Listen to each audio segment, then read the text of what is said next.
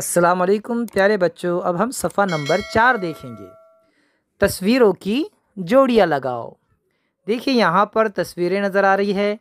ये है अलिफ़ का कॉलम और ये है बे का कॉलम। अलिफ़ के कॉलम को बे के कॉलम से जोड़ना है, यानी दोनों में वही तस्वीरें हैं। हमें देखना है कि एक जैसी तस्वीर कहाँ है और उससे लकीर से जोड़ना है। देखिए पहले यहाँ पर अलिफ़ में है अनार, हम देखेंगे बे के कॉलम में अनार कहाँ है। ये देखिए चौथे नंबर पर आपको नज़र आ रहा है अनार। अब हम अनार को अनार से जोड़ेंगे। खरगोश, इधर खरगोश है, हाँ उधर खरगोश कहाँ है, सामने है, इसे जोड़िए।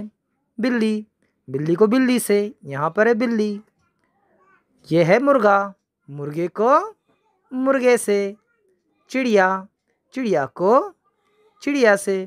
इस तरह आपकी किताब में आपको इस तरह की जोड़ियाँ लगानी हैं। ठीक है, फिर मिलेंगे इंशाल्लाह। अस्सलाम वालेकुम।